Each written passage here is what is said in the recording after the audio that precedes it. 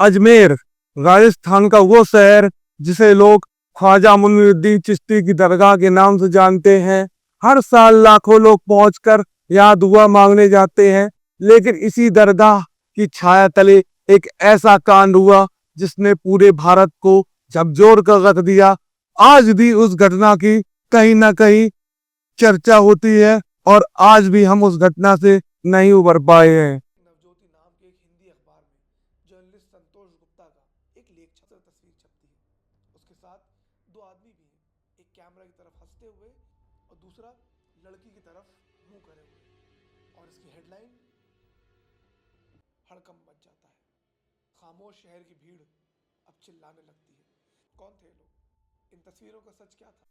नमस्कार, आपका स्वागत है लीगल लाइफ के ऑफिशियल यूट्यूब चैनल में। मैं आयुष दीक्षित आज आपको अजमेर रेप केस के बारे में बताने जा रहा हूं। हम बात कर रहे हैं अजमेर रेप केस के बारे में। एक ऐसा रेप केस जिसने हवस, सत्ता, ब्लैकमेलिंग का खेल खेला गया और शिकार बनी मासूम लड़कियां जिनकी उम्र महज 10 से 12 साल 20 साल के बीच में थी। वर्ष 1990 में जब इस बलात्कार कांड की शुरुआत हुई तो पीड़ितों में एक पीड़िता जिसके एक परिचित ने उसे नफीस चिश्ती से मिलवाया। नफीस चिश्ती व फारिक चिश्ती ने उसे अपने फार्म हाउस पे ले गए और उसको बहला फुसला कर उसके साथ जब बलात्कार किया, उसके बाद उसको डराया धमकाया कि अगर आप ये बात किसी को बता देंगे तो आपको बर्बाद कर दिया जाएगा। और उसके बाद उस पीड़िता के माध्यम से उसकी सहेलियों के साथ बलात्कार किया गया और उनके फोटोग्राफ वीडियोग्राफ बना लिए गए। ऐसे ये खेल चलता रहा, साल बीत गए।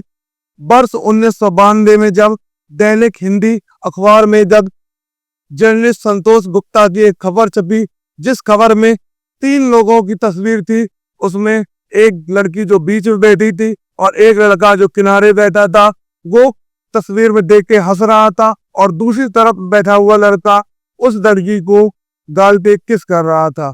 लेकिन बात यह है कि कौन थे ये लड़के जो ऐसा कर रहे हैं और इन्हें अपनी हरकत का जरा भी अफसोस नहीं है। दरअसल ये लड़के अजमेर शरीफ दरगाह के खादिम परिवार के सदस्य थे और भारतीय युवा कांग्रेस के पदाधिकारी थे। नाम था फारूक चिश्ती और नदीम चिश्ती।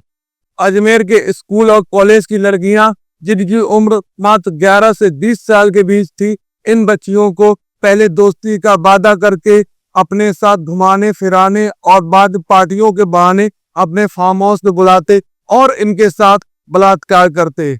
और इन लड़कियों की अश्लील फोटो खींचकर इनको ये धमकी दी जाती कि अगर इस बारे में किसी को भी बताया तो तुम्हारी ये फोटो वायरल कर देंगे, तुम्हें बर्बाद कर देंगे। जिस डर से ये लड़कियां चुप रहीं, किसी को कुछ भी नहीं बताया, ऐसे धीरे धीरे धीरे करके एक के जगह 2, 2 से 3, 3 से 4 इन लड़कियों का करीब 100 से ज्यादा लड़कियों के साथ ऐसा इन्होंने किया। कई रिपोर्ट के मुताबिक करीब 250 लड़कियों के साथ बलात्कार हुआ था। जब संतोष गुप्ता की ये खबर अखबार में छपी तो पूरे राजस्थान में हड़कंप मच गया। लोग गुस्से से आग बबूला हो गए। सबके अंदर ये जानने की जिज्ञासा थी आखिर ये लड़कियां कौन है और ये लड़के जिन्होंने ऐसा किया है वो अभी भी खुलेआम कैसे घूम रहे हैं। राजस्थान के अधिवक्ताओं ने एसपी महोदय को, तत्कालीन जिलाधिकारी महोदय को प्रार्थना पत्र दिए। इसके बाद मुकदमा दर्ज हुआ, लेकिन अपराधियों के राजनीतिक रसूख के कारण व इनके दबदबे के कारण विक्टिम को डराया धमकाया गया। कई लोगों ने गवाही देने से मना कर दिया। जब सितंबर 1992 में कुल 18 आरोपियों को आरोप लगाए गए, जिनमें से एक ने 1994 में आत्महत्या कर ली। वर्ष 2003 में राजस्थान उच्च न्यायालय ने इस फैसले को बरकरार रखा और वर्ष 2004 में सुप्रीम कोर्ट ने राज्य और दोषियों दोनों की अपीलें खारिज कर दी, लेकिन आजीवन सजा को घटाकर मात्र 10 साल कर दिया गया और अपनी सजा पूरी होने के बाद उन लोगों को रिहा कर दिया गया। इस दौरान फारूक चिश्ती को सिनोफेनिया का मरीज घोषित किया गया, जिसके बाद में वर्ष 2007 में फास्ट ट्रैक कोर्ट ने उसे दोषी ठहराया और राजस्थान उच्च न्यायालय ने फैसले को बरकरार रखा। और उसकी सजा कम कर दी गई, जिससे उसे वर्ष 2013 में रिहाई मिल गई। 20 अगस्त 2024 को अजमेर की एक विशेष पॉक्सो कोर्ट ने 6 दोषियों को आजीवन सजा सुनाई। बलात्कार के बाद ज्यादातर पीड़िताओं को उत्पीड़न का शिकार होना पड़ा और उन्हें समाज और परिवार किसी का भी सहयोग नहीं मिला। पुलिस जांच के अनुसार 6 पीड़िताओं ने आत्महत्या कर ली। जिन लोगों के पास उन पीड़िताओं के असली फोटो थे, उन लोगों ने उस खबर को छुपाने के लिए उसको अपने न्यूज़पेपर या किसी प्रकाशन में ना प्रकाशित करने के लिए उन महिलाओं से रुपए की भी मांग की थी।